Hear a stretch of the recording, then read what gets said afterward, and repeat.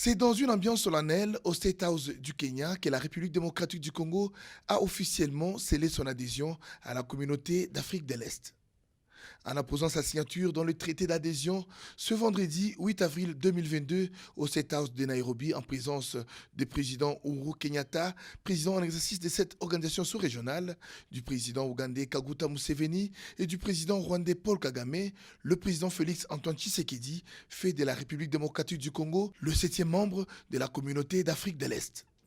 Pour le président Uhuru Kenyatta, l'entrée de la RDC dans la communauté d'Afrique de l'Est marque un tournant capital dans l'histoire de l'intégration de la région. Cette adhésion marque également la réalisation des plans du président Félix Antoine Tshisekedi qui, lors de son discours d'investiture le 24 janvier 2019, avait évoqué un rapprochement avec l'Est. Cette adhésion contribue à la consolidation de l'exploitation des atouts économiques de nos pays respectifs et à l'accès de nos populations aux opportunités offertes par cette coopération élargie et renforcée.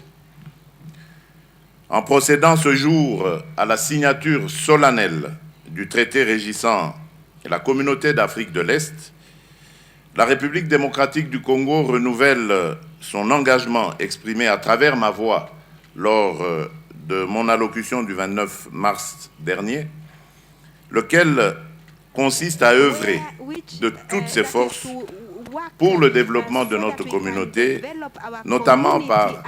l'optimisation de l'exploitation des nombreux atouts économiques de nos pays respectifs et des opportunités de coopération insuffisamment exploitées qu'ils offrent pour le bien-être de nos populations. Devenu 7e pays membre de la communauté d'Afrique de l'Est, aux côtés du Burundi, du Rwanda, du Kenya, de l'Ouganda, du Sud-Soudan et de la Tanzanie, la République démocratique du Congo partage ses frontières avec 5 États membres de l'organisation et représente environ 6% des exportations des pays. Dans son discours, le président Félix Tshisekedi a fait part de sa satisfaction. En adhérant à la communauté, le peuple congolais ne veut pas seulement se contenter des bénéfices d'un commerce intracommunautaire, mais il aspire d'abord et surtout à entretenir des relations fondées sur la paix et la sécurité de tous.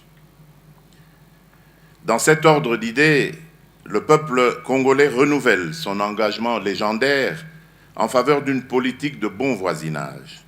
qui constitue un des axes majeurs de sa politique étrangère et régionale. Autant il attend des autres peuples le même engagement pour la paix et la sécurité de tous, sans lesquels il devient improbable de réaliser les buts et objectifs de la communauté. Parmi les retombées de cette adhésion figure la réduction des tarifs douaniers pour les marchandises réceptionnées dans le port de Mombasa au Kenya et de Dar es Salaam en Tanzanie. Notez que lors de son discours d'acceptation d'adhérer à cette organisation, le chef de l'État avait proposé la création d'une nouvelle institution au sein de la communauté d'Afrique de l'Est qui sera chargée de l'environnement, des ressources naturelles et des mines.